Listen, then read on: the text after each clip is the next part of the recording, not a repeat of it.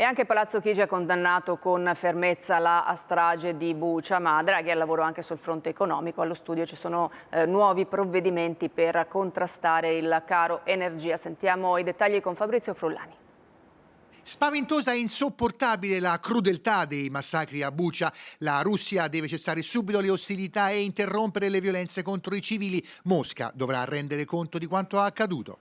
La condanna di Mario Draghi è netta, una ragione in più per arrivare quanto prima alla de-escalation in Ucraina. Il premier lavora su 3 fronti: quello diplomatico, con Putin torneranno a sentirsi a breve; quello europeo, con la possibilità di rendere ancora più dure le sanzioni; quello interno, con il caro energia in primo piano. Nella maggioranza è soprattutto il PD a spingere per interrompere subito la fornitura del gas russo, una sorta di embargo totale in grado di togliere a Putin le risorse per mandare avanti la guerra. Draghi da tempo ha indicato il tetto al costo del gas come misura principale, ma sul punto rimangono le resistenze dei paesi del nord Europa. L'accordo è ancora tutto da costruire. Intanto è probabile la convocazione di un Consiglio dei Ministri in settimana per varare altre misure contro il caro energia. Parallelamente va avanti il lavoro sull'ordinarietà. Domani il premier sarà a Torino per la firma del patto con la città.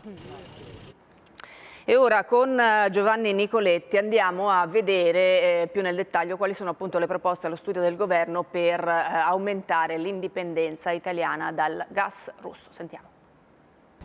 Mai come ora, mentre l'ipotesi di rinunciare al gas russo si fa strada tra le cancellerie europee, l'Italia stringe sul piano che dovrebbe renderla indipendente, sostituire del tutto il metano di Mosca, da cui importiamo 29 miliardi di metri cubi all'anno, quasi il 40% del nostro fabbisogno. Non sarà semplice. Si pensa allora a una strategia su più fronti, a partire dal rafforzamento delle cosiddette partnership energetiche, accordi con paesi che già ci forniscono gas, ma sono disposti ad aumentarne la quantità. Così ad esempio l'Azerbaigian, teatro dell'ultima missione del ministro degli esteri Di Maio, garantirà al nostro paese circa 2 miliardi e mezzo di metri cubi in più attraverso il gasdotto TAP in Puglia, ma si rafforzerà anche l'approvvigionamento dall'Algeria e dalla Libia, potenziando le linee che approdano in Sicilia con almeno 9 miliardi di metri cubi aggiuntivi.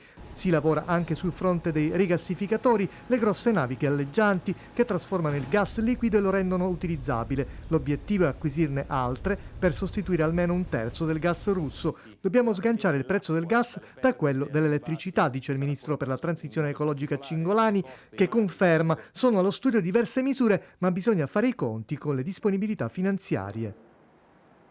E a proposito di prezzo del gas, sui mercati delle materie prime, il gas appunto è stato in altalena fin dalle prime battute, ora è in deciso calo a 107 euro al megawattora, giù il petrolio a quota 103,03 dollari al barile. E ora passiamo a Papa Francesco, che al rientro da Malta ha ribadito che è sul tavolo la possibilità di un suo viaggio a Kiev, ma